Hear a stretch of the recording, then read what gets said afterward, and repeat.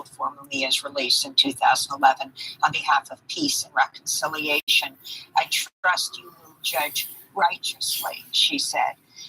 Julia Wright is so interesting in that she was recently involved with the case in Elaine, Arkansas, of 5 Black men who were tried and convicted of murder in less than 30 minutes in a mob rule trial. It was 1919 in your state of Arkansas.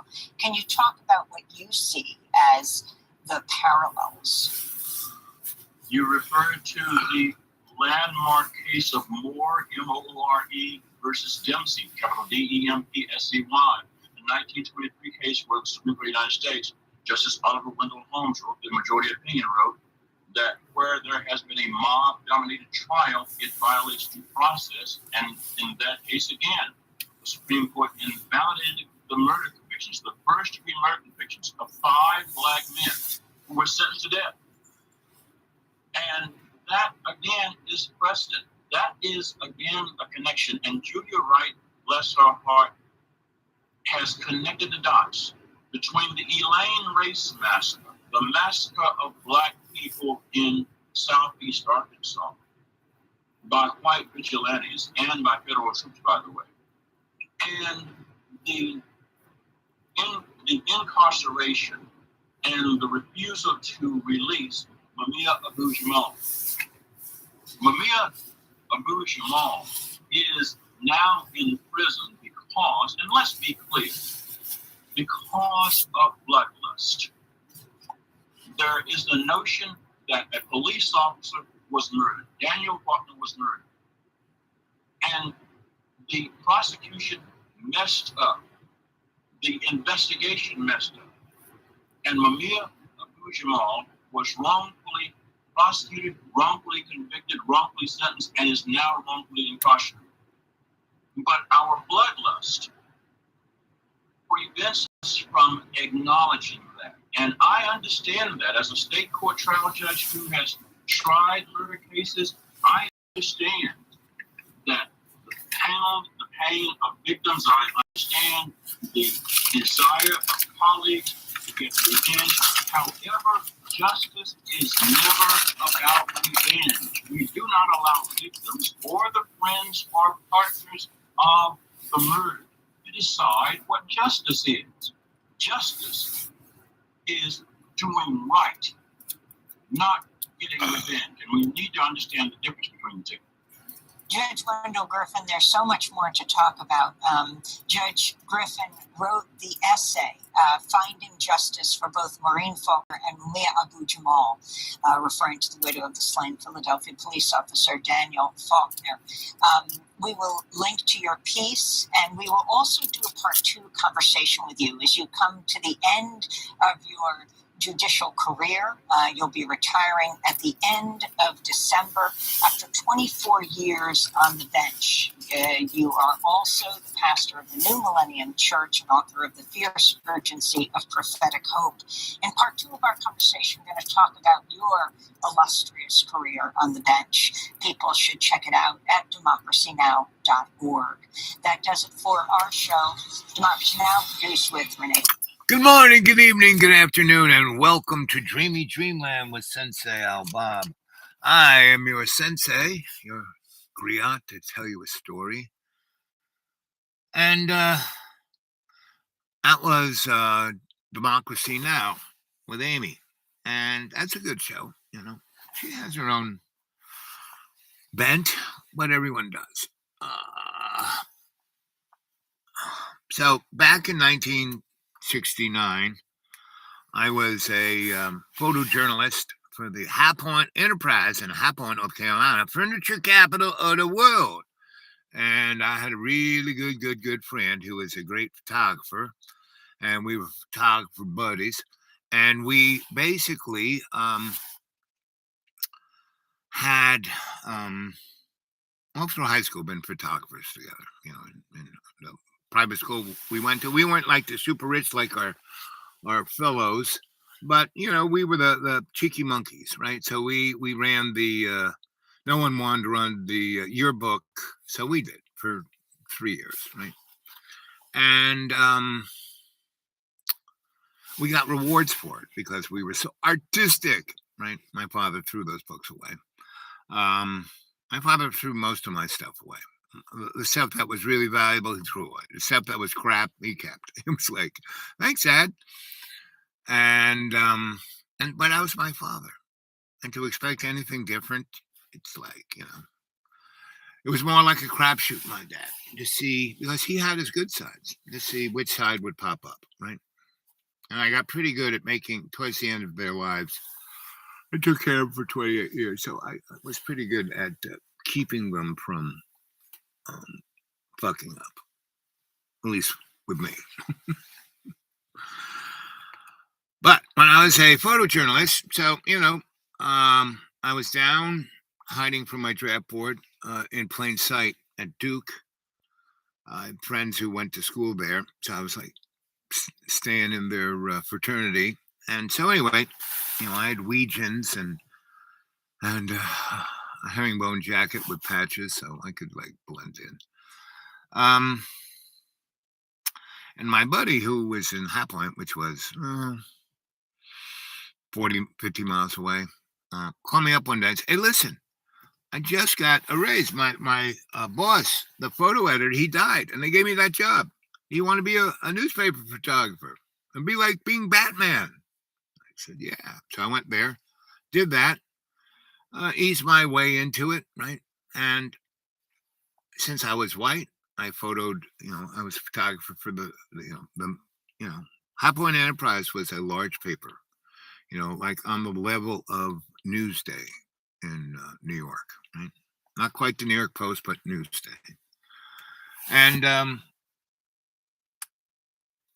the police did not have their own forensic folks, but there were a lot of murders. People, see, there was all these factories. They were all unionized, so black and white workers made the same amount of money. They came out of the factory together. They worked on the floor together. They went into the parking lot. They got in the same Buicks. They drove out, and the white guys went to the white side of town. The black guys went to the black side of town. But they had the same economy.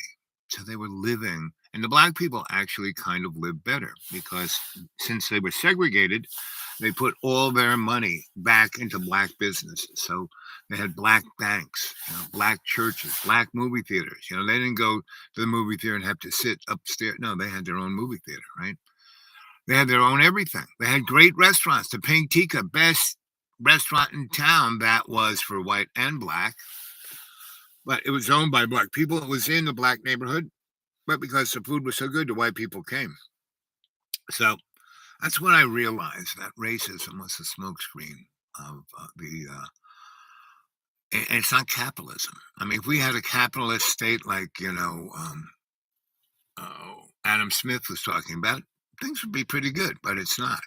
We have a corporate fascist oligarchy, and we pretty much has had one since 1870s. When they passed in 1877 that bill that gave corporations the constitutional rights of individuals, and that's why Lincoln said, "I'm blocking this one. I'm vetoing it." Bang, right in his head, and Johnson signed it. So you just have to look at the shit. It's like right there. So anyway, I basically had this job being a newspaper photographer. So one of the first things I did, I shot these four brothers who got drunk. They were playing cards in a small little house, and they got pissed off and they started shooting at each other with shotguns, in a room that was, 12 by 12. And they went after each other, And so there were body parts everywhere. I got to call, "Hey, go down to see, Sergeant Charlie." And so I did. And he said, and I was like in flip-flop shorts and a t-shirt. And he goes, "Go in my car and get the waiters." And the only waiters I knew were guys with trays. And I went in there and there was a box of these like, the things you go fishing with, that, they're boots that go all the way up to your chest. And straps, right? And they were all white, right? So I came back with a box. He said, "Open it up, open it up." He says, "Take your flip-flops off and put these things on." I put them on. He said, "Okay, take your camera. Let's go in." We went in, and it was just like, carnage. Like, movies don't even do it justice.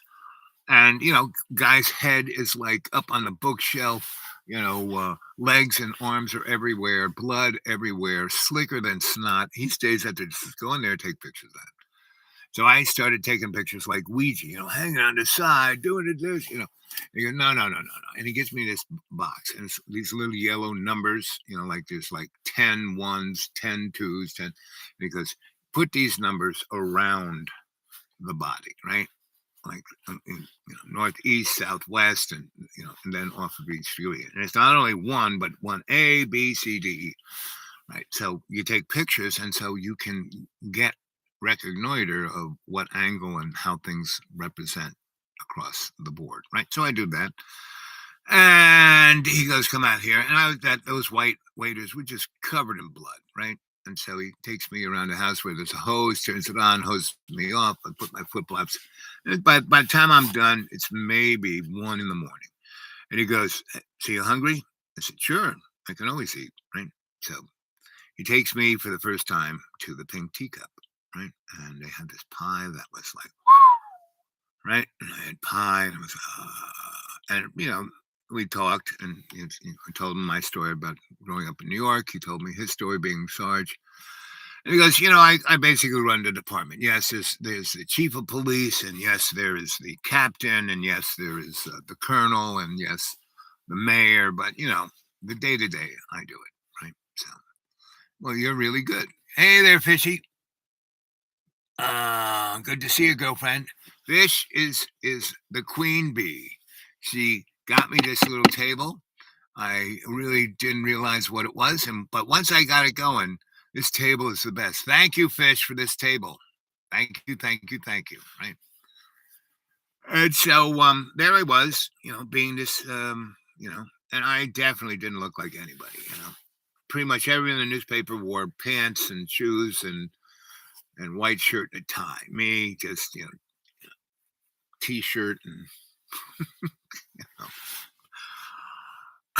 and but I did the job. And not only that, the pictures I took of people really, really, really, and 80% of the pictures I took were of like the mayor cutting a ribbon or this person doing that.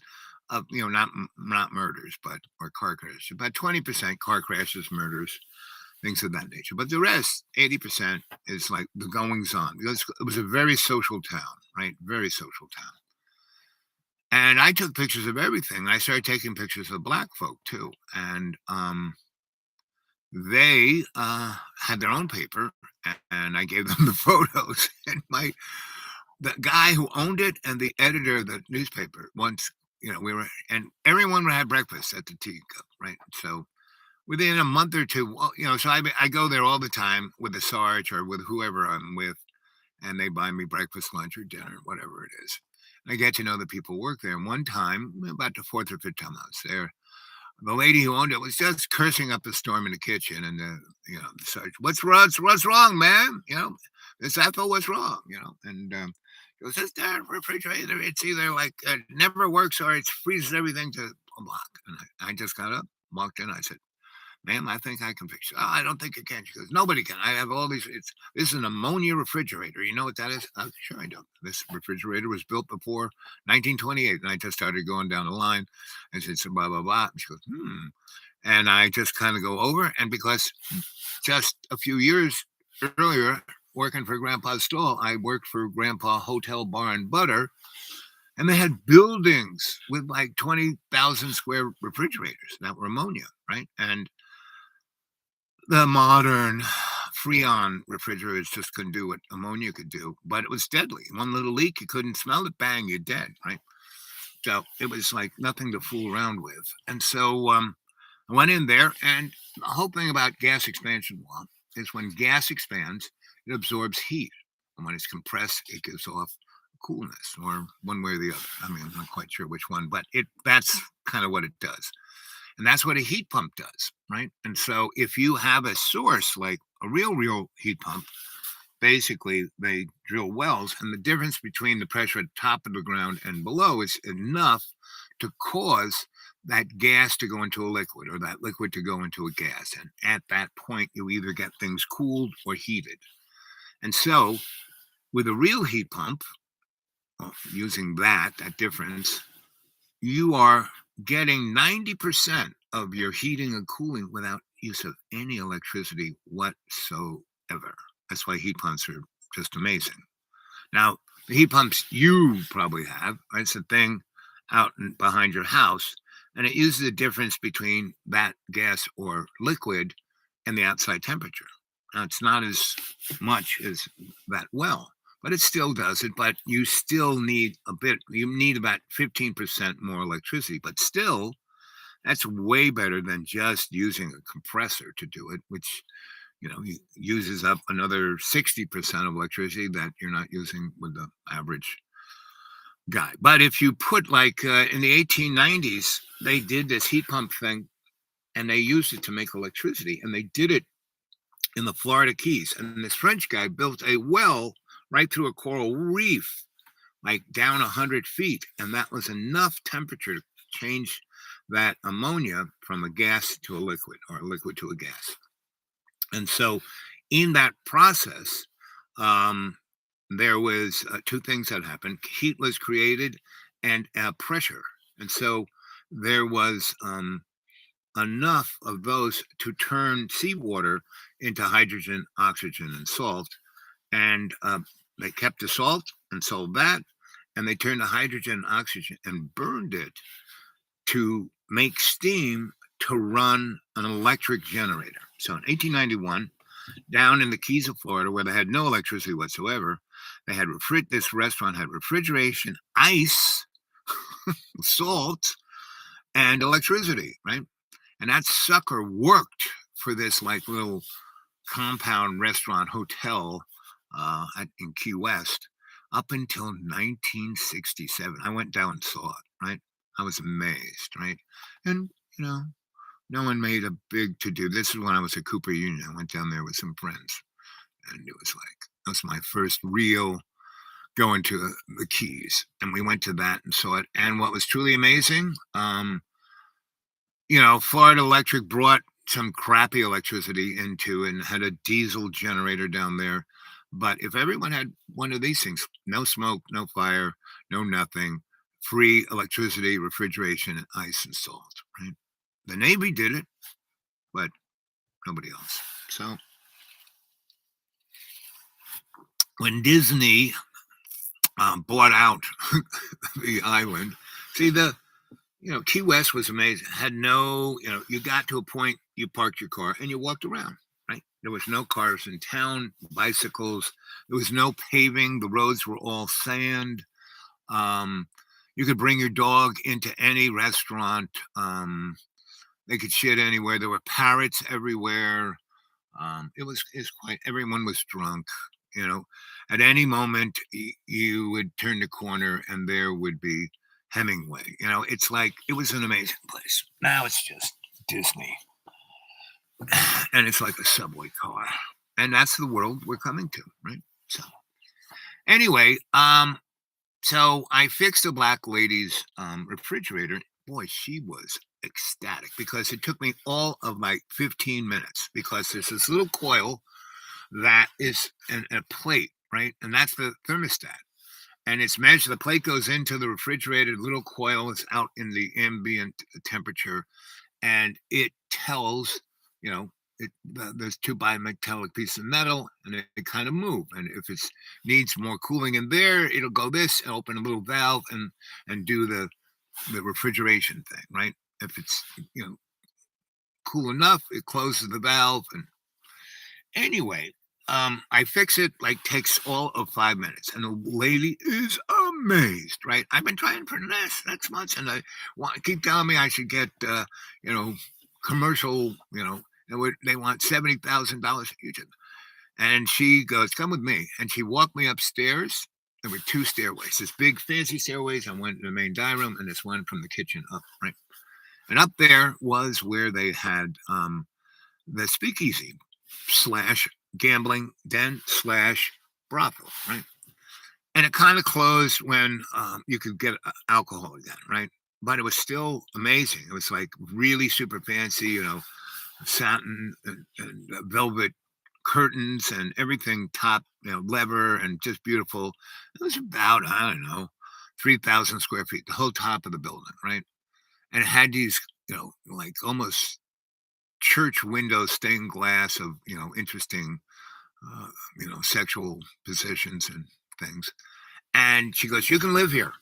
Just fix my kitchen, appliances. Just keep this place. I have other pieces of real estate. I need somebody like you." I said, "Fine, this is great." And she goes, "And you can eat all you want. And the kitchen is always open because we're always baking, always cooking. The dining room is open from like, you know, 5 in the morning till, you know, 5 in the morning. It's never ends, right?" I said, "Great, right?" So I became her new. She kept calling me her godson, right? And so the rumors were I was living there, but no proof until one day I walked down for breakfast wearing one of the mademoiselle's robes and slippers down that steps. It was like I was coming in. I'm ready for my close up, Mr. DeMille, and I kind of walked down. Had really long hair. Came walking down. And mayor's looking up, me coming down the stairs, the chief of police, the captain, everybody's looking up, and the sergeant's just kind of like going like this. And so I kind of walk over to them and I sit down with them. And the mayor goes, "Al, what are you doing here?" I said, "Same thing you are, having breakfast." He goes, "No, no, no." He kind of takes, the bathrobe. He does this. He goes, "You're naked underneath this robe. Are you living here?" I said, "Yeah, upstairs." And they all start shaking their head. And the mayor goes, "Listen, Al, we love you, but if there were more of you, we'd have to kill you." So he goes, "You're not supposed to live in the black neighborhood." I said, "Why not? You guys eat here all the time. You're always here, right? So I live upstairs. So I get to have breakfast first, Big freaking deal. Is that enough to like kill me? No." The chief of police, "Well, we're going to make a special disconception. So you're the only one doing this. And because we know you're up there. We know you're fixing, Ethel's everything and all her real estate. We know all of this, and you're doing all this stuff for the black people. That's fine. That's good. Just don't tell us about it. Don't be so blatant." I said, "I'm a truthful guy. What am I going to hide? I want breakfast." And the lady brings me the breakfast that I want, and I didn't have to order it. So, they just all shake their heads and go back to what it is. So, a number of weeks later, maybe even longer, I'm fitting more and more in because I'm taking everyone's pictures, and I'm not trying, at the big event, and I'm making the mayor look really good. Getting his best side, not making him look too fat. Everyone looks great. And the people that they don't want to look so good, I can either make you look really amazing or death warmed over, right? So I remember this one character that even I didn't like, and I pretty much like everyone. You know, um, it was amazing when I took those pictures of people blown up and shot, like the murders once a week. I took one of the ghastliest murders and superimposed that picture on top of the guy that everyone didn't like, right? And then gave it, I didn't print it in the paper. That wasn't my job. I just gave him the picture. And you know, the guy who owned the paper, the publisher, and the editor, I could hear them laughing hysterically upstairs. And you know, they came down and they ran it. And in 1968, there's a difference between hot type and cold type. Hot type is when you have this machine that it's like a typewriter, but this is thing behind it that's big vats of lead, and you hit that T, and it makes a T, and it puts it. It's called a linotype machine, and it that was the big whoop-de-doo to make modern, because it made the plate instead of guys having to be there, put each letter in by hand. This machine goes tick tick tick tick, and it would make a plate, right? And then they put it in the printing press, boom boom boom boom, and they shoot out the newspapers. I mean that whole technology is bizarre. Cold type is reporter goes out, gets the information, writes it on his word processor, hits the button, when he's got it right, he hits the button, he sends it to the editor. Editor edits it, sends it to the editor in chief, right? That guy reads it, makes some, oh, should be this, should be that, sends it back to the guy who wrote it. That guy makes some things. They send it back to the editor. Editor does it, sends it back to the head guy. He says he gives it the okay. He sends it to the print shop. All electronic, right? And when it goes to the print shop, it doesn't go into it goes into this like almost Xerox machine, and it prints out a plastic plate instead of lead, right? So instead of weighing 70 pounds, it weighs like 2 pounds, and they put it in the machine and boom, boom, boom, boom, boom, right? You don't need lead. Lead would last years. They melt that shit down. No, the plastic plate, it can run off 1,000,000 copies without wearing down, and they melt that shit down too. So anyway, that's the difference between hot type, cold type, right? And so when so by my 6 month there, I fit in. Everyone loved me. There was only one of me, so they didn't have to kill me. I was always making everyone look good, and the people that they wanted to laugh at, I would take those other pictures. And I was still, in my, how old was I? 69. I was 19. So, I'm still a teenager, so I'm not as evolved as I wasn't as evolved. I probably wouldn't. I still might do that. Anyway, so I'm having a great old time.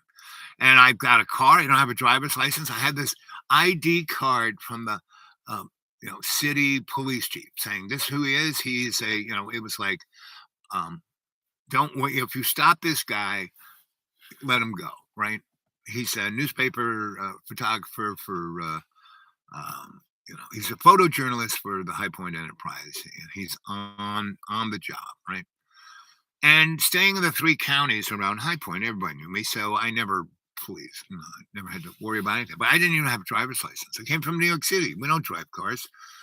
And my black pants, my white shirt, and I barely sometimes, if I was going to a fancy thing, yes, I put the black pants on, the white socks, the black shoes, white shirt, black tie. Yeah, I would do it, right? But mostly I was in shorts or whatever, and a t-shirt and my, fuzzy shoes. I mean, everyone knew this, So there was going to be not a lynching, a hanging, right, in Greensboro, North Carolina. And my editor says, I want you to go and shoot this. I want you to shoot it. I'm not going to tell you how to shoot it. You go shoot it how you want to shoot it, right? And you're going to go do your thing. I want you to go down there.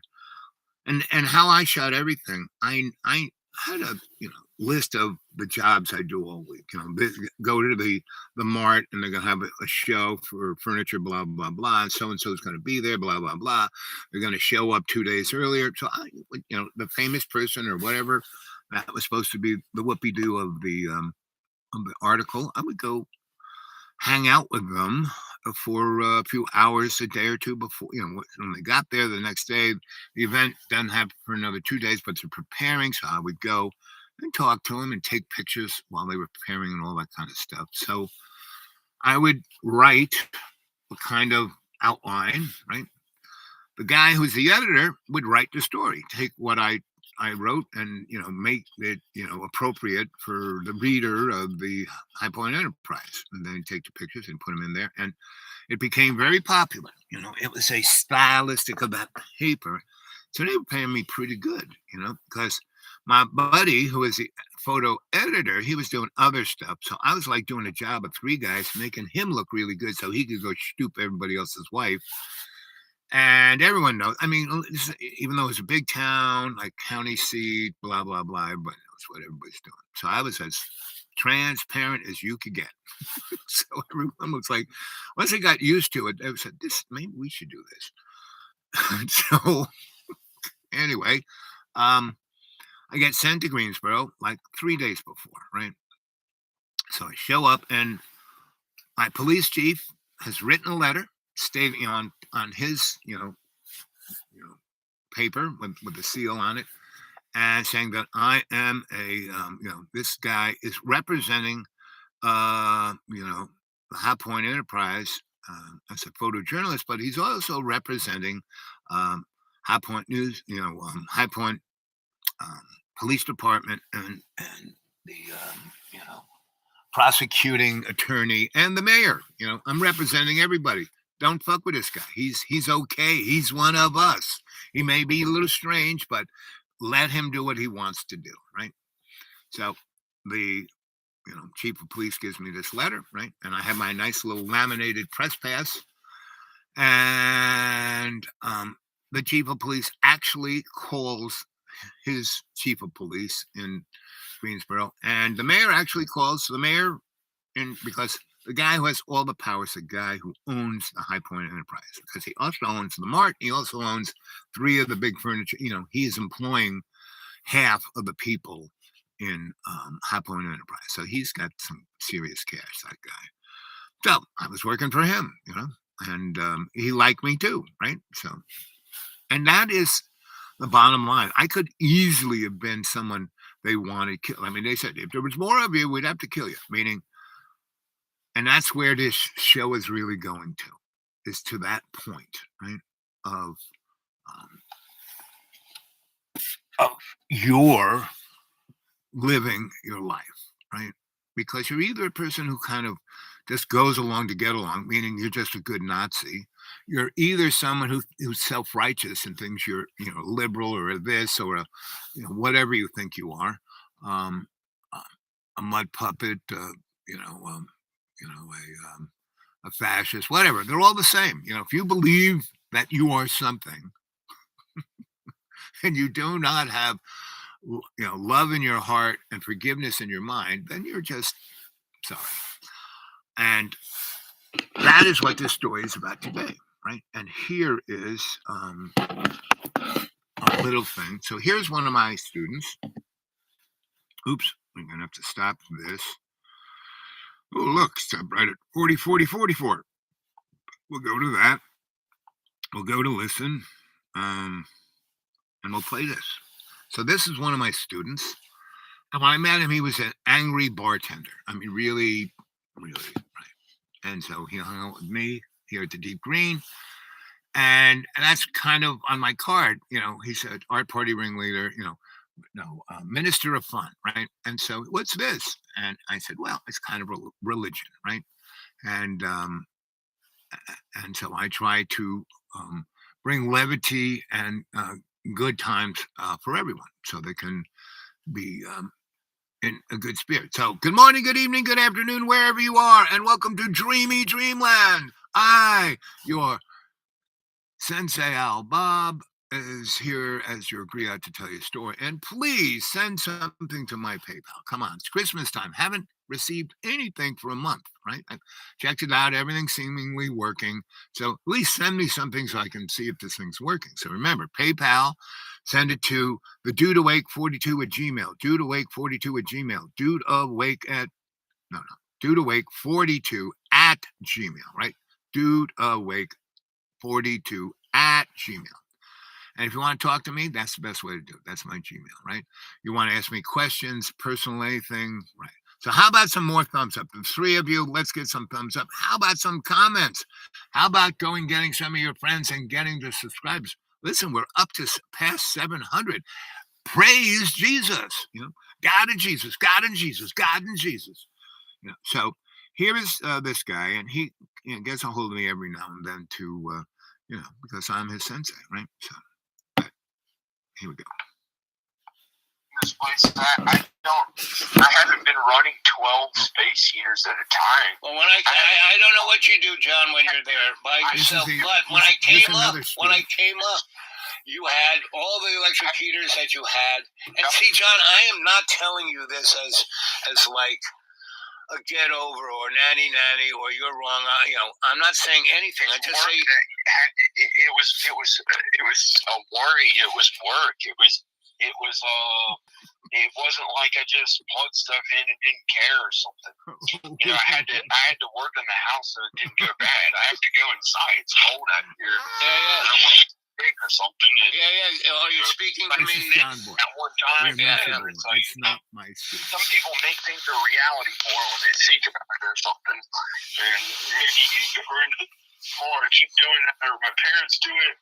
Oh, shit. But it's not a big deal, John. You just take care of what you got to take care of. That's what I do. I have things. If I don't do this, I'll freeze to death. If I don't do this, I won't eat. If I won't do this, and I can do those, and I don't have to worry about it. I do exactly.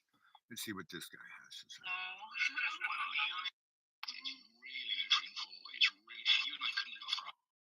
carpet. We will launch an internal investigation. Papers was so. That's a reason to disqualify, or that's a reason to overturn the conviction. This is Going on to public would be good for you, buddy. That's John Boy. Person who's a jerk sometimes, but hey, if my dad gets to be that way about his houses and get to work in real estate and feel comfortable around here, do things his way. If the head of one of the real estate offices used to get to be an alcoholic around town and drink and do whatever he felt like and make tons of money at real estate, and and then he got over his alcoholism and he's okay again. Whether it's big cash. So hospitals to limit the number of patients admitted for planned treatment and surgery.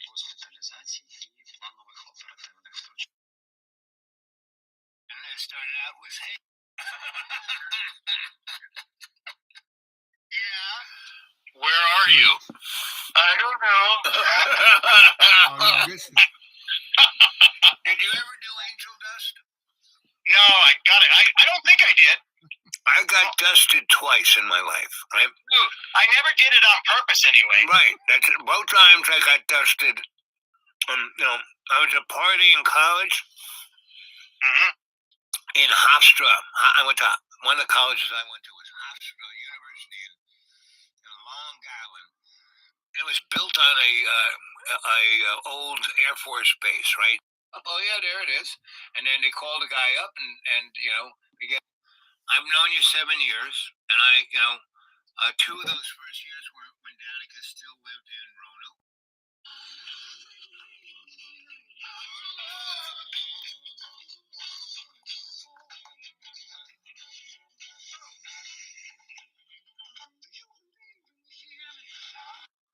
Do you believe in the healing? Okay, there we go. That was just, I couldn't find that other guy. I will, but I won't now. But back to the story of me being a photographer. So I get sent to Greensboro. I get there a couple of days, and first thing I do, I go into the police station, talk to the chief, give him the envelope. He goes, yeah, your chief called me. I got it. Yes, the mayor called my mayor. Yes, it sounds like you're a great guy. And by the way, the chief said that you're a really good photographer. Can you take some pictures of my family? I said, of course, chief, no problem. And he goes, well, we actually have a place here in the jail that when, different dignitaries in the policing and the judging and the jurisprudence come to our town, and we really, there is no hotel or this or that for them to stay at. We have this very nice little apartment right here, and I would love to offer you. I say, here's the key. You can come in and out as much as you want from the back, and I'll walk you downstairs, and I'll show it to you. And he goes, here's the sandwich machine, and he goes, I know. The chief told me that you live in Miss Teacup's place, and he starts laughing. He goes, you're a lucky guy, man. That food is amazing. Anyway, so we hit it off. I said, sure, chief. And I said, so chief, first let's go up to your office and let's get some real dignified shots in that, right? So I shot off a whole roll with my Nikon and gave him, I said, chief, I'm just giving you these, right? Normally I do not give my negatives to anybody, but I'm giving you because you are such a great guy. Go to your, wherever you get your Christmas pictures, just go to anybody who develops here in town, the pharmacy, whoever, right? Just here's the roll, go for it, right? He goes, oh, that's great. And he says, I was talking to my wife, and she said you should come home to dinner. And I said, great. I'd take pictures of the whole family, especially, first we'll take the pictures of you being the family and having a good time, and then I'll sit you on the couch and get the like real things you can put on your Christmas, right? And so, you know, we go and do that, right? And so his wife loves me, the kids love me. I take pictures of them all. I do about 6 rolls at their house. I got like 40 rolls of 35 millimeter, you know, and I could buy more, not a problem. So I do that, and that's just the first, 8 hours that I'm there, right? So he drives me back. I go to sleep. I wake up. Um, and there's this, my own entrance, but there's stairs that kind of go up that way. And if you were to go next to the stairs, it goes into where the jail is, and it comes in on one side. It's like their fire exit, right? And so, their booking thing is on this end, but where I'm at is this end, right? So, it's like at that witching hour of a police station, and that the shift has already changed. People have already milled around. Now they're doing this shit. Half the people are out in the street, and so there's nobody really looking out for anything. So I just go through that door. I check my little, this goes up there. I've already come from there down here. I've already gone out there. Let's see what goes this way. So I go that way, open the thing, I look, and it's like right to where all the jail cells are, right? All these people. And there are different kind of hallways with other cells. And, this is one where there's a door. And so I kind of open it up and I go down there. And there's the guy who's going to be, tried and hung, that I'm there to, make photos of, right? I go there and he's just on the concrete floor in his underpants, a bloody friggin' mess, right? He's not even conscious. He's not even like, looking at me. No, don't do it. He's just barely breathing. And I got my Nikon, click, click, click, click, click, take a few of those, okay, do a roll of that from every different angle, and no one sees me. I go back, go to that other hallway, look around, no one sees me. I go back to my doorway, go through there, come around, go up the steps, come out, go and see the chief and say, "Hey, chief." And he goes, "Oh, it's perfect time. I'm ready for my 3rd breakfast." So he takes me to their version of the pink teacup. Good, but not quite as good. And I'm fitting in, right? And so I asked the question, so who is this guy? What did he do? Blah, blah, blah, right? Get to chief story. Well, he's a guy who's been accused of raping a white woman. I said, so what does he do? Is he just a vagabond? Is he somebody who's always getting arrested? Does he have a thing? Did he go to high school here? Did he grow up? Blah, all those, pertinent questions that a good reporter asks. And he gives me, he kind of came, he was from here. His father was a pharmacist with the black folk. And he went to high school. He was a basketball star and a football star. And he went off to, a black college and did well. And he went off to the army and did well. And he came back. And he had been in Cleveland, and he worked at a number of businesses, and then went in Cleveland, went to a school and got a master's in business, and then he came back, and he started a store, and that did well, and he met a woman and got married and had 3 kids, and he was about 45 years old. And so I'm going, I don't say anything, but I'm thinking to myself, so this guy is supposed to have raped a white woman, right?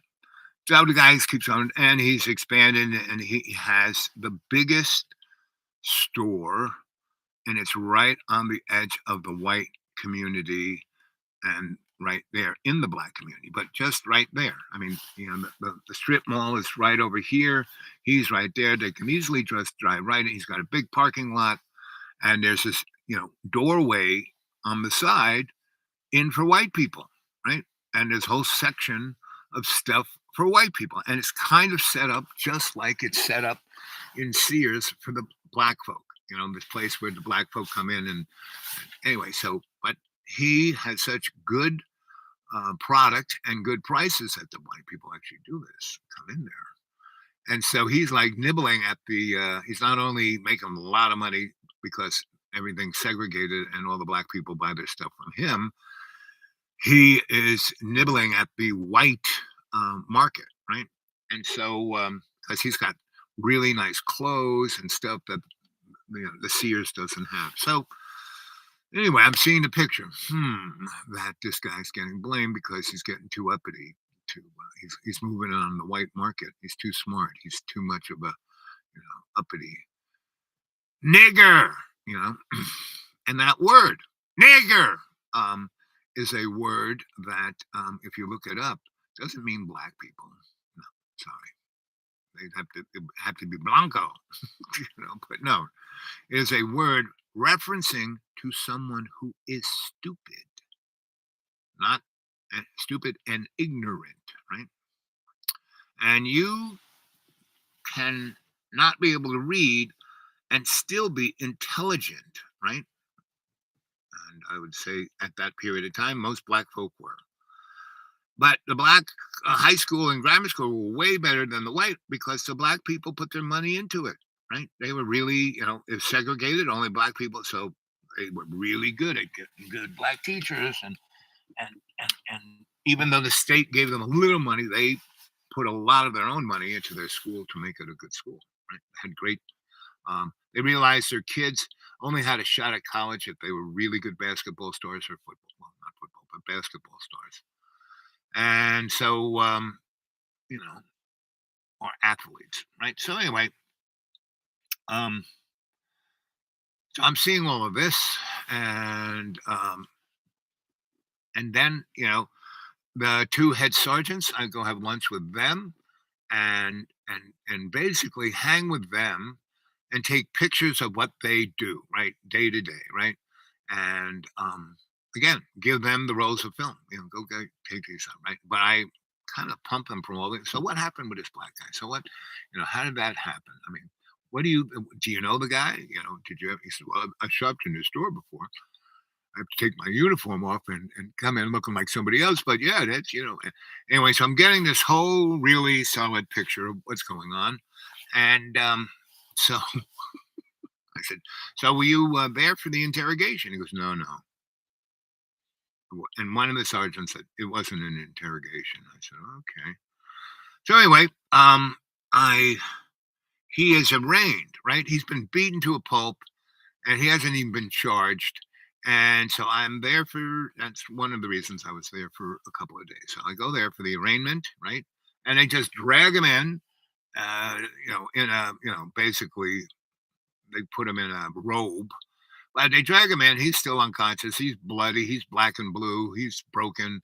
They drag him in and they chain him to a chair, and they, he's got, some kind of legal representation. And so, the judge, reads out the thing and rape and first degree, blah, blah, blah, blah, blah, blah, blah. And they don't even mention the woman. They use her name or even say anything, because they want to protect her, right? So they say, and we will start the trial. We will pick, the jury this afternoon.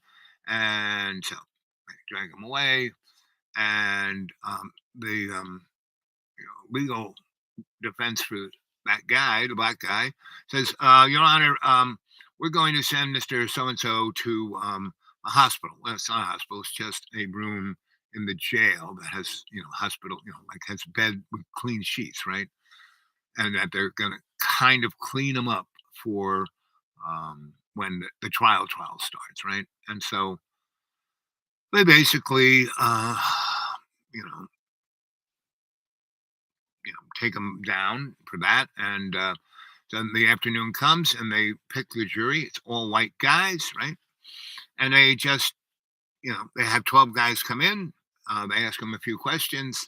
The defense guy's fine. And so the next day it starts. And in the morning, he's still not good enough to show up. So the next, afternoon after lunch, they drag him in. Still, he's unconscious, and during that period in the morning and the afternoon, the morning I was just there for a little bit, and then I roamed around and talked to people in the street and stores on the main street, and then walked deeper to where the black part of town is, and walked in there and started talking to people, and they were like, who's this guy? He's weird. Anyway, so but everyone hears everything in these towns and knows pretty much everything. So there were a couple of business folk who kind of said, "So you're from the High Point Enterprise?" And I said, "Yes," because that's that is almost the ledger of that's like one of the best papers in North Carolina. So what do you want to know? I said, "Your story, your side of it," And so they do. And I said, "Listen, I'd love to take some pictures of the community here." Well, we don't like white people taking our picture. I said, "So listen, let me just take pictures of your community and let me give you the film, right? And then you can, have photos of your community and your people and all of the above." He said, "You do that for us?" I said, "Sure. Here, let's do it now." I said, "Click, click, click, click. Okay, take me to some people you want me. They would like photos of them." Click, click, click, click. So I spent that whole afternoon, took about 30 rolls, and then gave them all away, right? So the next day, right, court is again, and again, the guy's not there, and they're going through it all, and I'm just there in the morning, and I read the outline on the, court's ledger of what they're going to talk about, who's going to be the witnesses, blah, blah, blah, right? So I do all that. I write it down. I get to know the lady who's writing it down, and I say, "Can I get a copy of all this stuff?"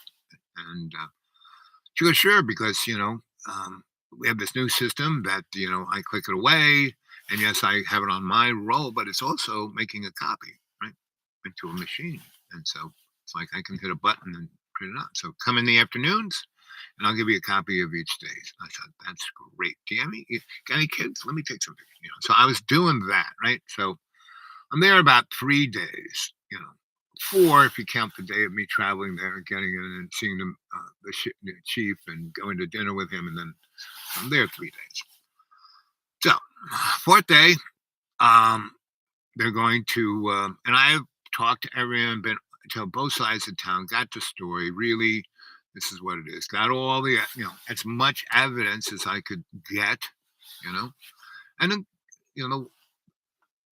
the judge, the prosecuting attorney, the defense attorney, the police were all very nice because I'm their team, right?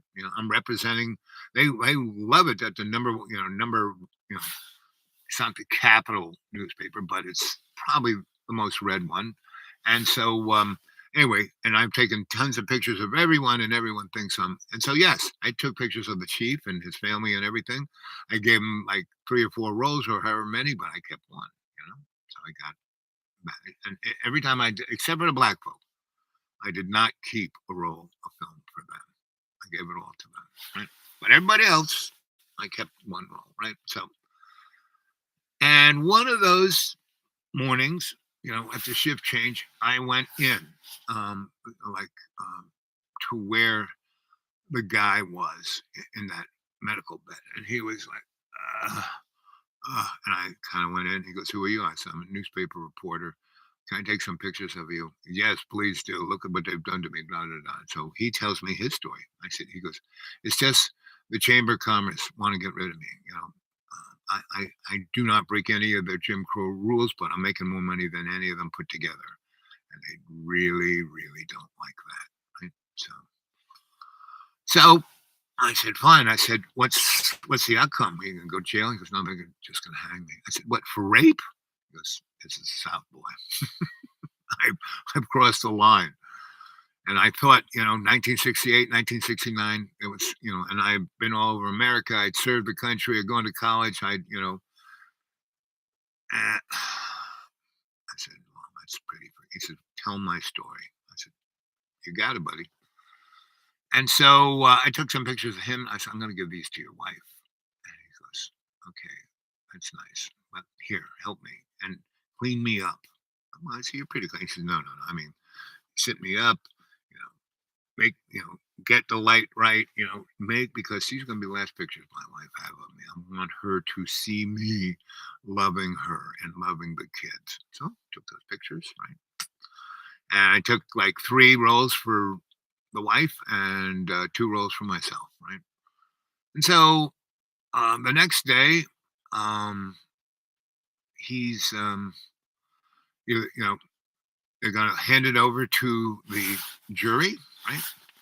And then, however long it takes, and then we'll hear from them, and then the judge will usher the sentence. So, morning, I go there and see what it is, and so both sides give a thing, and the guy is not there, right? He looked pretty good when I saw him the day before, but he wasn't there for that. Right? And I asked one of the court officers, so why isn't the guy here?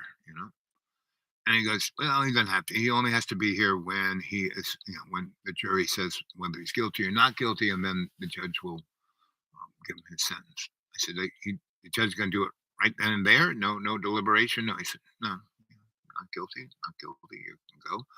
Guilty. He has the sentence. He pretty much knows what he's going to do. I said, okay. So I realized that pretty much it's going to be guilty, and so I decide how I'm going to shoot this. Now, I brought with me what is known as a large format camera, right? It's a thing that goes on a tripod, and you put the tent over your head, and the negative size is 10 inches by 10 inches, big negative, right? And I have 2 of these Nazi strobes, so Mega Blaster 3000. I'm just right. And it's not a sunny day. It's a perfect day. It's semi-overcast, but brightish. So it's very distilled light, right? And so I set my camera up so I can take a picture of when it comes out the doors of the courtroom with a sign over, justice for all, down the steps, across to the main piece of greenery, big tree, where it's got a plate on it saying the nigger hanging tree.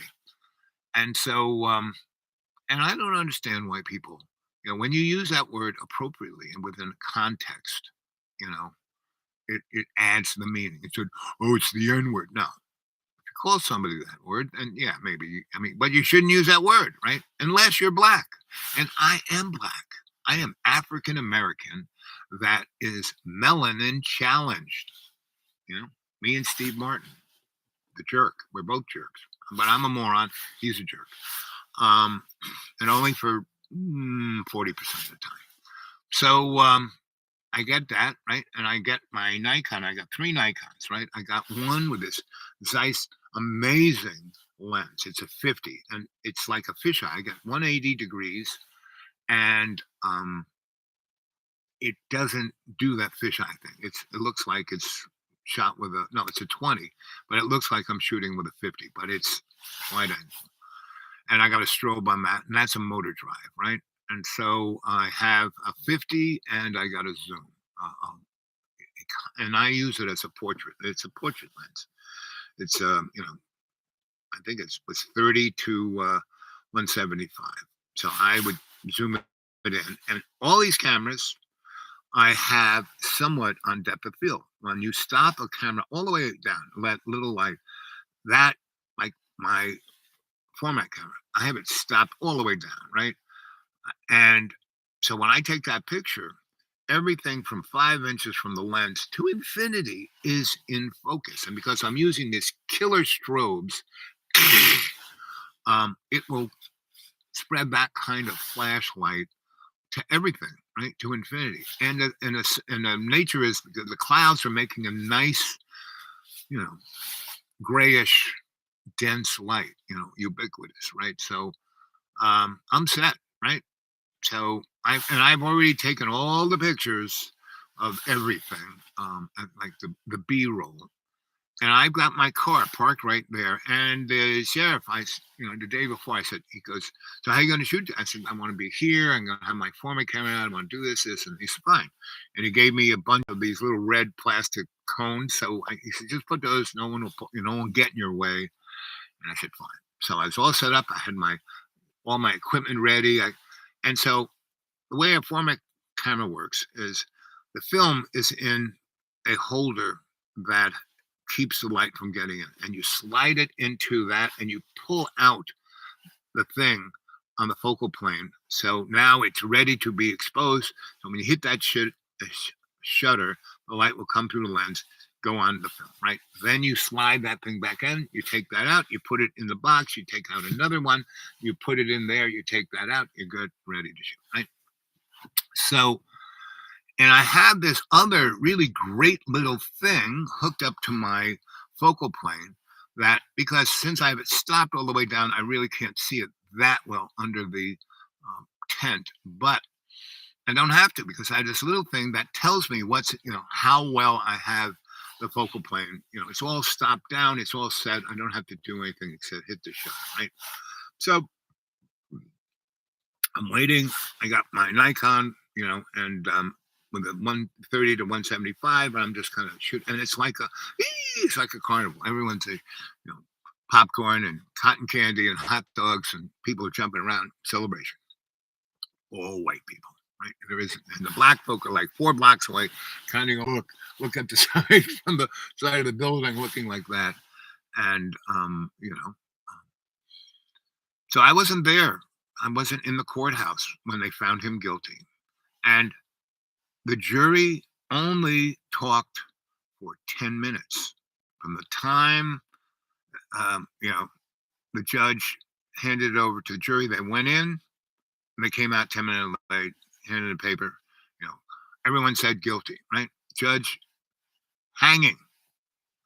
And so the guy was basically still in that same suit I saw him a day and a half ago.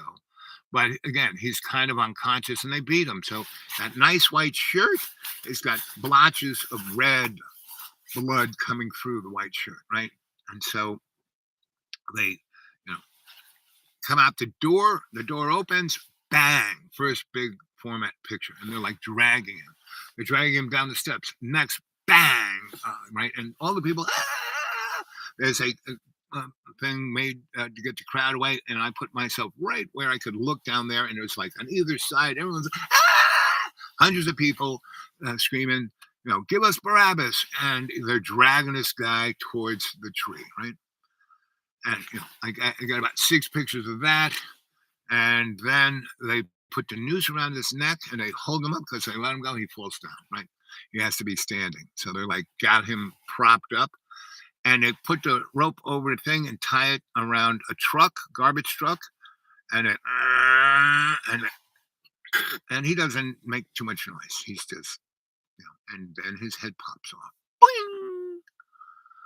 And the crowd goes wild, right? And they go over and start kicking his body, and it's like, and I then went into the crowd with my 20 and just started taking a ton of pictures. And then I put all my film into a box that's lead lined, real, like lock it, and I'm putting everything away. And the sheriff comes over to me and says, aren't you going to stick around and take some more pictures? I said, oh, Sheriff, I got it all, but I have to ask you one question. And everyone's right? And I say, just as I say, what the frack did this guy do to deserve this? Right? Just as I was saying that to the sheriff, the chief, everyone went quiet for some reason. And I actually was talking somewhat, not whispering, but, Sheriff, what the frack did this guy do to deserve this? And everyone kind of looks at me. The sheriff looks at me. He goes, listen, boy. I mean, he's been calling me Al the whole time I'm there. Listen, boy, you better get out of our town, right? He was talking like, you're one of us. Now it's our town, right? Because the word had heard, I've been poking around in every place, and people are starting to go, And so when I ask that question, but when I ask that question, I have everything packed. All I have to do is get in the car and drive away. I don't have to like rush and get things. I've already packed it all away, right? I have one camera around my neck. That's about it. And you better get out of our town. So get my car, zoom out right down, and all the crowds back there. There is no traffic. I just kind of zoom out. There are no lights. I'm going out of town. I'm heading for the interstate, but I have a good 20 miles on country roads between me and the interstate, right? And so almost, and I have to kind of go through part of the black town to get on this road. So I'm kind of going through, and this guy comes out and like waves, right? He's one of the guys I talked to. And I slowed down. He don't, I rode down. He just jumps in the car. Turn right over here. It's like, turn right, turn left over here. Turn left, turn left, turn right, turn left. And then we're out over on this side and we're kind of going around a by. Turn left, turn left. Now go through the forest. Now go this. Anyway, so he's like weaving me out of town, right? And so we get to a state road, not the interstate, a state road. And it's, High Point's over here and the interstate is over here that goes straight there. And now I'm kind of going this way, and then I'm going to take this state road all the way to 22, and then you'll be okay to get into High Point because you're going to be coming from Raleigh, neck of the woods, and so they won't expect you to come from there, so they won't have anybody looking for you there. I said, looking for me? He goes, oh man, what happened to that guy? They were going to grab you and make it worse because you're a white guy going against them. I said, going against them? He goes, you don't have to say anything to me. I said, I understand. Thank you very, very much. He goes, no, thank you, man. You make me believe that something can change. That's pretty cool. I'm 19, and this guy who's about 40 goes, thank you, man. You make me believe that something can change for the good. Right? So anyway, so I, get back, and it's starting to get dark, so, which is good. No one will, really see me. And I get into town. I drive straight to the Enterprise, go straight up through the garage. It's their car. I park it where all the trucks are to take the newspapers out to the folk. And, I kind of go up that step and go up the back step and go down this hallway, and I turn all of my stuff into the guy who puts the pictures into the newspaper. So he develops it. He has these machines that instead of putting in the cans and that kind of stuff, he has a machine that he takes a roll. It's like a dark box. He puts his hands in. There's no light. He takes it out of the canister. He puts it on the roll, hits a button, right into the machine, and develops everything perfect, right? So I had about 40 rolls of 35, and about 20 rolls of 2 1/4, and I had about 50 10 by 10 pieces of negative. So I give them all that stuff, and the guys, you should go up see the editor. And they're all waiting up in the editor's office. So I go up there. So the guy goes, wow, we didn't know you were going to make it back alive, Al. I said, yeah, I got back. It was pretty amazing. And I gave him my little notebook, and the editor's looking at me. Whoa, whoa, whoa, whoa. So there's their best guy who's a really good writer. He hands it to them, see what you can do with this. And so the guy, says, okay. And he goes, Al, can you, when you're done with these guys, can you come and tell me the story, from the horse's mouth? I said, sure. So I, go down and do that. And we spend about an hour there, and there's a place where all the newspaper people hang out, right? And so we go and have a cheeseburger there and come back and talk some more, and he starts writing stuff, and we talk some more, and he's writing, and it's like his preliminary kind of what he thinks it is. And then his phone rings, and it's been about 3 hours since I handed over everything to the guy downstairs. And it's the editor and the owner and the photo guy, my buddy, right? And so they said, Al, come on up. So I go on up, and the guy who's writing the story, they say bring what you've written so far. So they we go up to the head, not just the editor in chief's office, but the owners. He has real nice view of the whole everything. And so we're there, and it's got this big table. It's got all my prints, right? About 50 photographs out, and everyone's just looking at it with their mouths open, right? And my buddy is talking to the owner and said, "See, I told you this kid was, a kid." He's like, I'm looking at him like older than you are. Anyway, so but they knew Mark forever since he was a kid. So I basically, I'm just watching them all look at this and talk to each other, and then they turned to me and said, "Al, this is amazing stuff. This is like, you probably get a Pulitzer Prize for this, right? But we cannot print this." I said, "What?" She goes, "Come on, we live in North Carolina. We, where you were, that was a pretty, progressive town.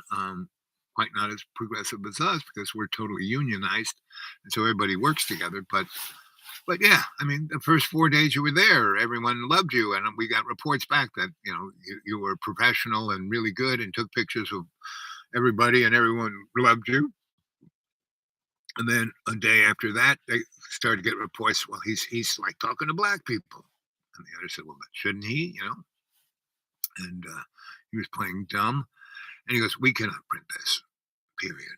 But we will put this on the wire. And anybody else, New York Times want to run it? Not a problem. And we will give, along with this, we will have a writer here write it up. You sign it. We'll say it is your words, but the good writer who spells and knows how to put things in newspapers, and then they can edit it however they want to. Is that okay with you?" I said, "Sure, no problem." So they do that. They put it on the wire, and they send it over, not just through America, but around the world, right? And so, no one in America, New York Times, Boston Globe, LA, nobody printed this. Washington Post, nobody printed this, period, right? Not a peep, right? The only guys who printed it was, the Moscow paper. The Russians printed it, right? So it was out there, right, in the history books. And I got a byline. And so anyway, that was that. And a number of, maybe 2 months later, they said, "Oh, you got to go."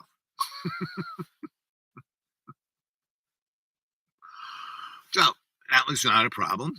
I was about ready to go.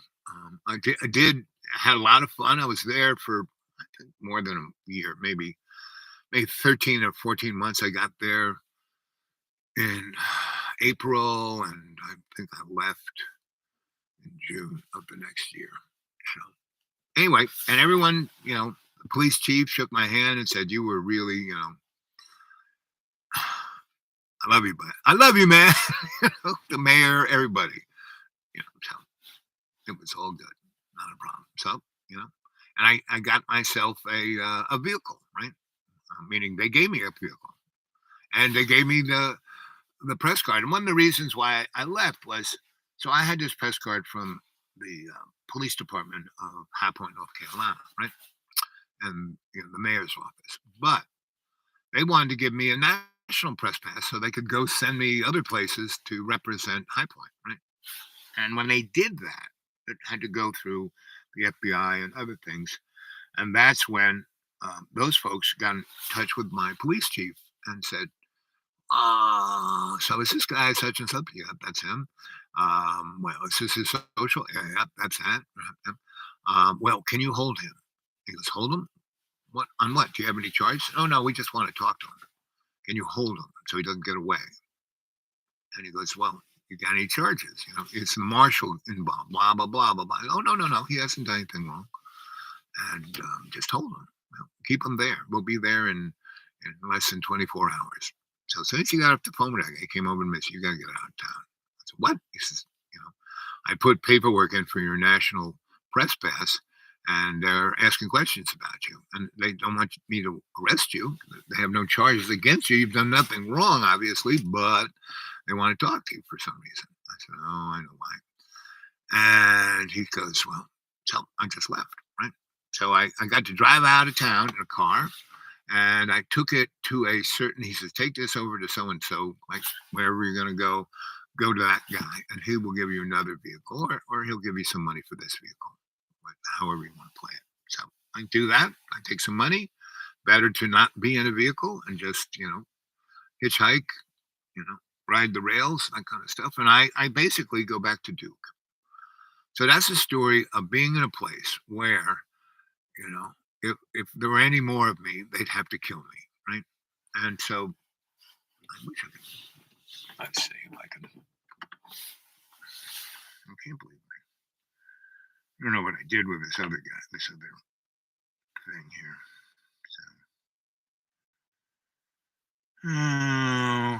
Well, we'll try this. See what.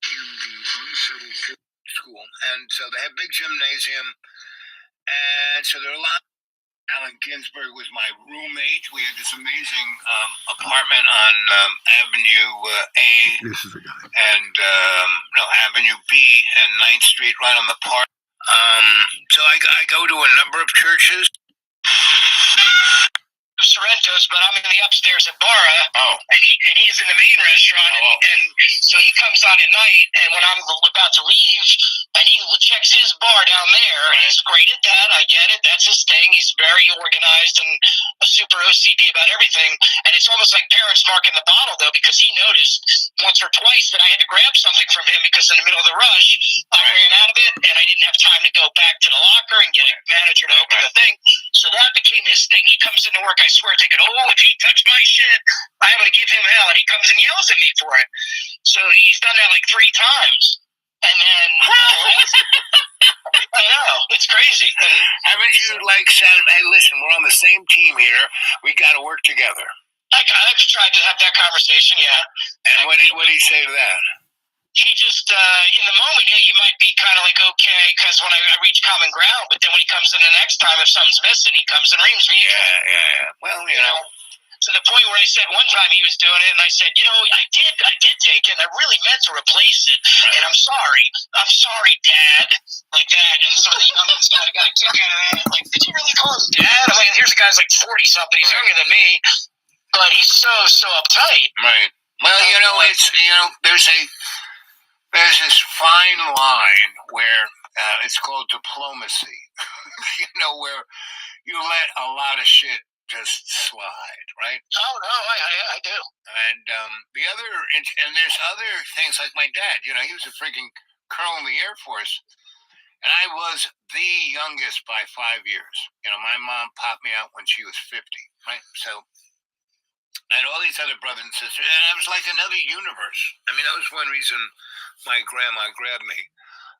But I couldn't understand, my father would bark out an order, right? And I'm not going to do that, blah, blah, blah, blah, right? Me, I would say, yes, sir, right away, sir, and go off and do whatever the fuck I wanted to do, because he never checked up on anything. Right? So, for, 50 years, I never had an argument, and then, we had this partnership together, a business, and he never did what I did, and what I do really well, so I was doing it, and we were making a shitload of money, and he couldn't just be happy with making a shitload of money, because he was always so in control. And he would come on to these job sites. See, people had no idea who the fuck he was, and everything else. As a colonel, they'd jump up and salute and do twirlies, and they would just say, "Get lost, motherfucker," So he put the kibosh on the business, but I knew he was going to do that. It was no big deal. It didn't bother me. I said, "See you, bye." What do you mean, see you? Aren't you? No, fuck you. See you later. Bye. But bottom line is, all the time growing up, so one of the major things was that he finally realized that all I ever said was yes, because I said that to him when we were doing it. Yeah, bro, no, well, yeah, get right on it, and then do what had to be done, right? And so that was one thing. He got pissed off when I said, "Dad, listen, I'm your only kid who you never had an argument with, right? Who doesn't hate you, who actually kind of likes you, who in their right mind would, after watching what you did to all the rest of my brothers and sisters, why would I even think of doing, well, because I had nothing to do with you for 30 years, and here I'm trying it out, and I know you're going to fuck me, so, I won't bend over, and don't worry about it, right? So there's that side of the thing. This person's going to fuck you, and they're an asshole, but then, you can also go for that better side of them. And that, it took me 20 years, taking care of him to where he did lighten up and actually be his better self, right? So, and that's, there's somewhere that, like I said, it's this fine line that you have to ride, because other times that's when you have to get really serious and not be the, fun-loving guy. You're like, look in my eyes. Are you looking at me now? And not be mad, but like, catch their point of view. And they say you can, they won't do it again. It's like dealing with a dog. You don't really hit it or kick it or bite it, or you just look at it and say, with that serious look, and they know what you're talking about. Yeah, there's something changing probably at work. And there's, and I'm definitely feeling a lot of. There's obviously been a lot of negativity there, and I'm the most positive guy, so obviously everything's negative. You're like the target, Yeah, well, that's the tricky part. And I actually thought of, there's an old friend when I worked in LA at the health club. This guy Rick, who was about my age. I think he was a little younger than me, but he knew how to manage people. He was so calm and mellow and the nicest guy. And he said to me one day, I think I asked him, if he was okay, because he's the guy who was always upbeat. And he said, you know what, it's funny being me, Craig, because he said, I'm in such a great mood all the time that if I'm just having a day that's just kind of a blah, everybody's concerned about me. Right. Because that's kind of like me. So I become that guy who's so upbeat, and it annoys, like I've said, the people who are always negative. But it's just, and I just had a meditation that talked about it this morning about it. Eventually, it's draining. It is draining, and I keep the upper lip all the time. But there's, it's kind of getting to me. It came to a head because I got called out for a little incident. So, I've only been back here 6 months, but it's starting to feel already like there might be a move, but I just try to go with the flow with it, and I won't know till Angelo comes into town, but the judge died this morning too, so there's a lot of stuff going on. Yeah. How's the judge doing? He just died, that's what I said, he died this morning. Oh. Yeah. Well, he's, death is just part of life, and you get, and that's why you pretty much have to, with everyone you deal with, you have to look at them like they're going to die this afternoon, right? So you have the best time you can have with them, and then when they do die, it's not that it's okay. It's just that you packed in more good things in that time that I'm not gonna worry over this. I'm not gonna argue. I'm just gonna pull these people along to have a good time, And I did that with my parents. My dad said, "You gotta take care of us." I said, "Fuck, why? You fucked me 6 years ago. Why would I have anything to do with you? None of your other children have any, and that's why I want you to do it. They won't do it. You will." I said, "Fuck you." And then I went back to him and said, "Listen, okay, but you gotta do it in my way. I will only be with you when you are happy, when we're having a good time. When you're your dickhead self, fuck you." And he goes, "What if I fall down a staircase?" I said, "You better be having a good day." Yeah, no, I mean, that's kind of, in a way, what I try to obviously encourage that. And I know the whole thing, actually, I'm working on my book, of course, and starting to get in there again. I need to. Writing is just keep doing it, I need it, well, I made myself a personal goal for Groundhog Day to be finished. So, right. But the chapter I talk about, or actually it's a part of the chapter, but is Sex and on Regret. And then I go to death right after that, because I talk about that and I say, the ones who have passed, I know that even the ones that I didn't even get along with very well because they didn't get along with anybody, I made peace. I think I might have told you that one cook that died recently was the most hateful guy in the world. And we had one of our little riffs because he just hates that I was happy. And we had our little thing. And then the next time I saw him, I wanted to just make sure we were cool and kind of made a little joke with him and saw he was still his kind of angry self, but he got me. We were cool, and he died like a week later. And so just knowing that and having that peace and knowing you didn't make it worse for him, because you realize in the end that's the last thing you want to do. So was he sick or did he just die? No, he pretty much died of miserableness, loneliness, alcoholism. Yeah, he really did. I mean, it's kind of one of those. This is one of those I will quote, and I hate to say it. I don't mean to pee on anybody's deathbed. But he really was. He was that guy, man. He was only a few years older than me, and he was the most miserable ginger. I kind of rewrote the Rudolph song, like, and don't forget the most hateful ginger of all, Steve, the hateful line cook. I mean, it's just. It really was so miserable, and like we had words, probably 20 times over the 15 years working together, and I even tried to invite him out for a drink before, and just tried to be nice to him, and he was just miserable. And actually, the bartender to me is the version of him. I want to almost, if I could get to this guy and reach him, I would say, look, you know that guy Steve you met for 5 minutes, and how hateful and miserable he was? Well, he died from it. And you're going to too. Yeah, if you don't stop yourself, you're going to die. And I was this guy too, so I know. People used to say that to me. You're going to have a heart attack and blah, blah, blah. And I'd be like, fuck you. And now I realized that they were right. They were right. So that's what makes it hard. That's what makes me want to reach a guy like Chad, the angry bartender. But I realize right now, I get it. I mean, he literally said to me last time, I don't like you. After I told him I love him. Yeah, I did. I said, I love you, Chad. I said it sometimes. It's like, I just don't like you. And I said, all right, well, and then the funny thing is that I do see more and more, there's a lot of people that stick up for him, so it's kind of like I used to be. It's not everybody going, Chad sucks. Right. There's a few people that agree with me, and that's like I was. About 50% of the crowd thought I was great, the other 50 hated me, and that's what he's like. So. Well, if he's so OCD, that means that he's really on top of everything, so the guys who want their drink topped off think he's great. Yeah, he's just not the personable type. So he's, he'll give people shit. I mean, he's so much like I was. Like when I first came up to the mountains, I would say he's very similar. He might be a little angrier than me, but overall. And then, like I said, I see the other ones that are like that, and that's been, like I said, where the energy drain is. I try with these people, and I try to encourage them. And the epiphany I had kind of in my meditation this morning was.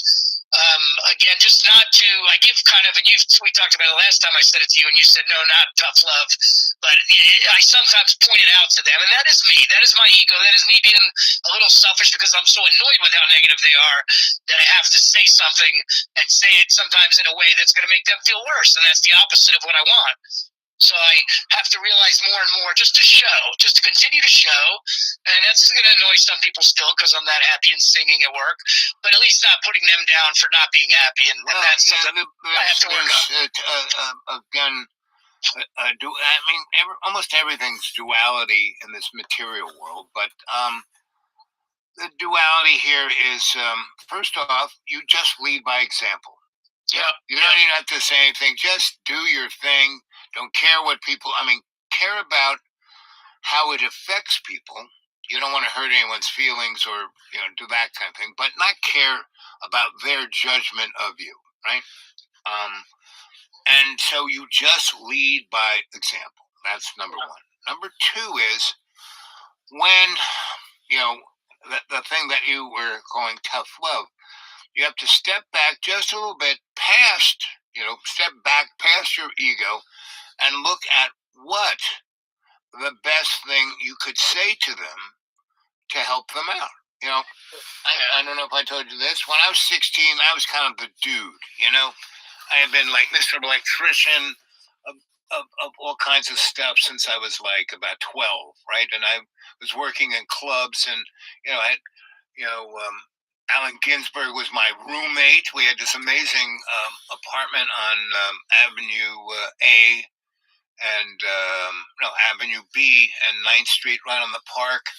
It was like, in our living room, there were like world famous poets all the time.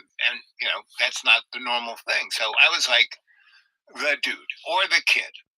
And when I was about 16, 17, this other friend of mine who was like the first Marlboro man, he's like 38 years old and I'm his wingman, and he always had 3 girls on his sleeve, and they all hated him. But he was the Marlboro Man, And so I always got the throwaways. But at 16, 17, that's not bad, It's like so. He once said to me, we were at one of his buildings. I was like, always fixing something for him. He goes, Al, you're a lot like I was when I was 16. You have to become more conscious of who and what you are. And he kind of ticked off a number of like my bad habits, like pretty much because people needed me way more than I needed them. I would show up whenever I wanted to. My nickname was Anytime, right? Yeah. And he said, that's cute right now, but it won't be cute in another 4, 5, 10 years, right? So here's all these bad habits, and I never got out of mine. That's why my life is miserable. Yeah, I got a lot of money. Yeah, I got a lot of power. Yes, I'm Mr. Marlboro. Yeah, I got all these girls. But my life is miserable. You shouldn't let your life be miserable, right? So that's the kind of hard love that's good. You know what I mean? Right. Well, he's, it was said in such a nice way, in the proper way, is putting it on me, not on you. Right. And yes. Right. So you got to get in. So I do that, meaning, I try to be as logical as possible. This number, my days as a shrink, be forever working at it. At a certain point, I say, fuck this shit. Listen, moron, get a life. Stop whining about what happened when you were 10 years old, Right. Yeah. And that's what happens with me sometimes, right. Obviously. Yeah. Right. But so I don't do that. That's inappropriate, especially in that position. But at certain points, I would just go, not even thinking about how much money I was making right at that time, but just come on, because I'm a logical guy. I know how things kind of fit together and how they should. And if you just kind of step back past your ego and look what's going on, really, it's pretty simple. Yeah. And 98% of people I could get to that way. That other 2% was like, Yeah. Well, it's like it happened not that long ago where somebody, I'm trying to think who it was, but somebody who was so negative. Oh, I think it was the lady at the Dollar General. Right. So I go in there, and of course I'm the happiest guy in the store in the morning, and I'm happy, and I say hello, and I go, then I say, how are you? This is what I say to you before, and I put it in also, I've been writing about it, where I could tell how happy are you just by the response to my hello. I could tell right then, I could put your number on you and tell you you're a 4.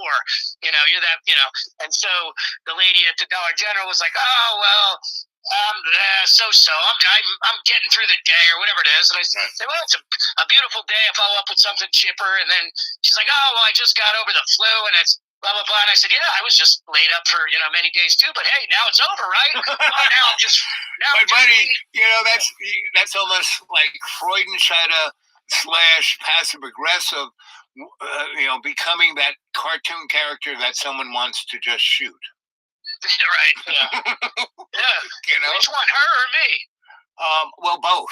Yeah. Both. Because I'm just trying to cheer her up a little bit, and so by the third or fourth time. Yeah, but there's so I read palms. I do all kinds of tricks, but I really don't talk to anybody unless that I see, if I talk to them, it will make their day. It will give them something to think about. That's really important. It's like Mr. Marlboro Man said to me, and because I went back and thought about him and still do think about what he said, 52 years ago, right?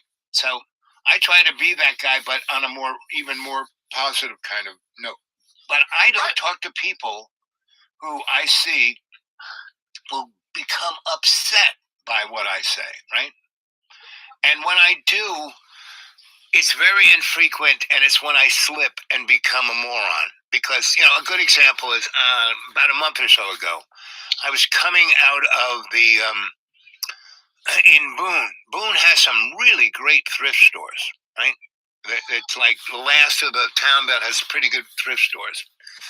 And the one next to the Goodwill up there in that little strip mall, there's Goodwill, and then next to it says thrift store. That is an amazing store, right?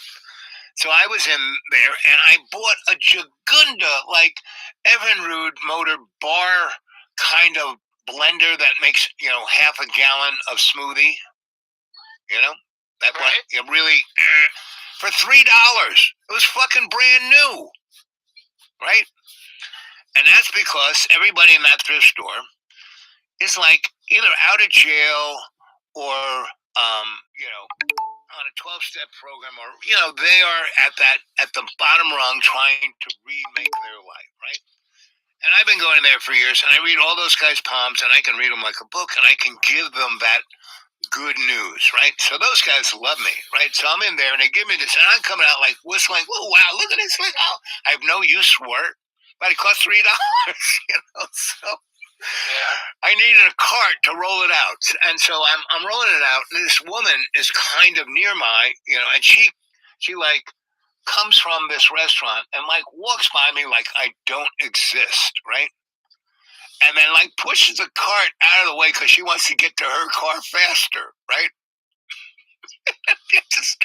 just stop, and I'm standing in front of her car. She pushed me out, so she, but I don't get really pushed out of the way. Just stand there and look at her, and so I look at her car, and she's like really dressed, and her car's kind of dumpy, but it has that thing in front, that bar that you pull a little car behind the big $1 million RV to run around with, and that's what it is. So she's getting that thing, and she's like about to say, "Get out of my way," and I said, "Oh, you have an RV," and I started using RV language. So wow, he's another RVer, and so we started talking RVs, and I say, "So do you have what is it? The kind of car that uses a battery and a motor? What do they call that?"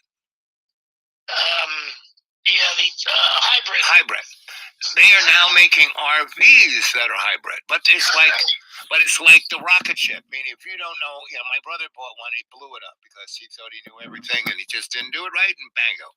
So I said to this lady, "So, do you have a hybrid? And she, what are you, a communist?" I said, "Oh no." I said, "What do you go back to Venezuela?" I said, "You know what? I used to live in Venezuela, and Dick Cheney was my boss, and we were there, stealing their oil because Dick Cheney did do that. I wasn't with him, but I know that why Venezuela is the way it is because thank you, Mr. Koch brothers and Dick Cheney, right?" And I started going on about how Dick Cheney just loved little boys and went on and on because she was like a total rabid Republican, neo-Christian, and I thought I cracked that egg, but no, she was like, and I started talking like that, and she melted down. I mean, just like, and I just turned around and went away with and that was like uber passive aggressive Freudenscheid with a cherry on top, Yeah. But it was so ridiculous. See, that's when you can do it. When it's that ridiculous. I mean, I'll never see that lady again. She wasn't my dearest friend. It wasn't somebody I could feel empathy for because I tried, And then she, and so that's, you are coming through this like you're like on the razor edge thing, right? So, and so you can't really judge or compare. It's like the kiss of death. It's like when you start doing certain things, you start going down that slippery slope. Yeah, well, I mean, it gets to a point, I guess, and I know, and I've talked about this even with cousin Screech, Yeah. And we talked about it, and he kept saying you're going to probably have to get out of the restaurant business at some point because the people are generally very negative. Yeah. People in general are, but those are people who don't never feel good about themselves. And so they're always, it's like I used to be, always looking for the next thing. Right. They have no sense of here and now, or very few of them do. Some of them, but so that gets and it just kind of warned me the other day, knowing also a combination of factors and the judge and some of the physical stuff, and I also started to realize I'm trying too much to be the rock for everybody. Right. And at some point that's just you got to be able to. And that's ego itself. Meaning, what you need to be is the mantras that I use is conscious intent. I am. Conscious intent I am. Conscious intent I am. Right. And the other one is conscious awareness, I am. Conscious awareness, I am. Conscious aware, I am. Right? And between those two, every time I go to do something, right? Like you in the hospitality business, you're always doing something. You say to yourself those little mantras, and then consciously aware, you are your best at that specific thing you're doing at that moment. You're doing your best, not trying, doing. Don't have to be perfect.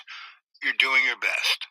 And that's all you focus on. Don't focus about this guy's bad mood or this or that or that. You just focus on that because it acts like an invisible shield. And so you don't have to be the rock. Just have to be your best.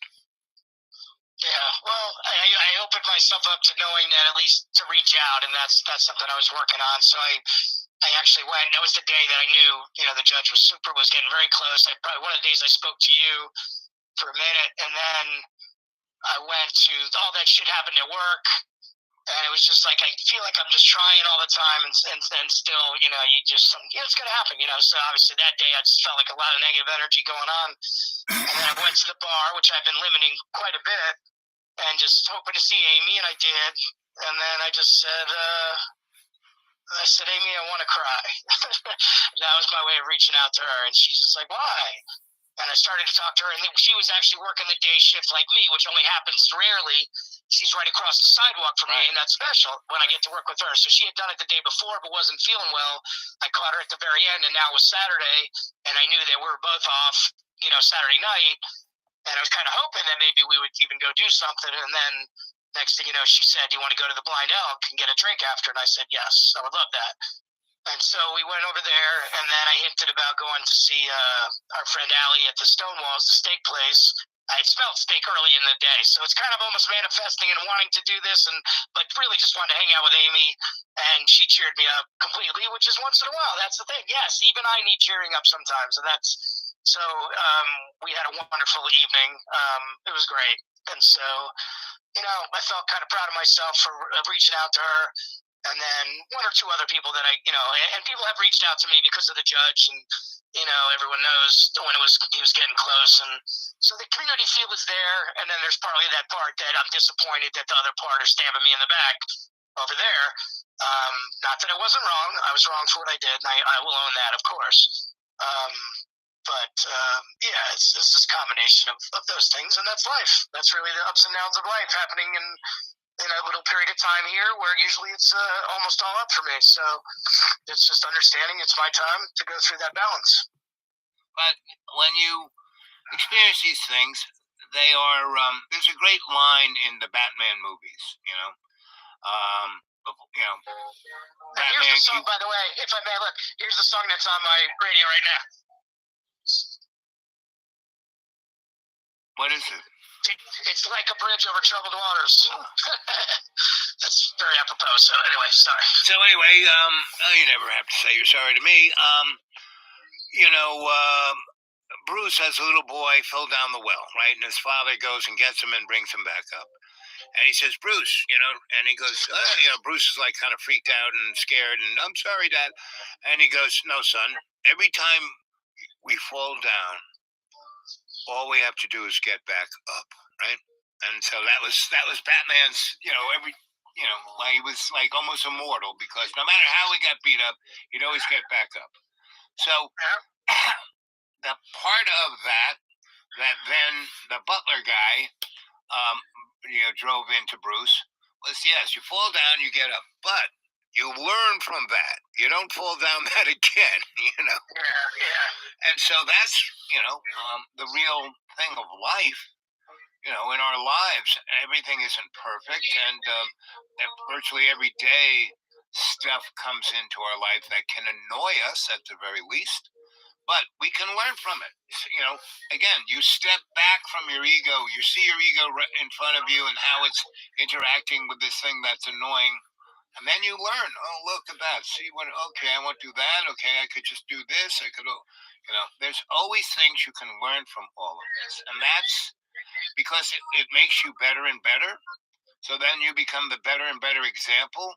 You no longer are the rock, you're just the example. People are like, wow, look at this, right? And so, the Publix, right?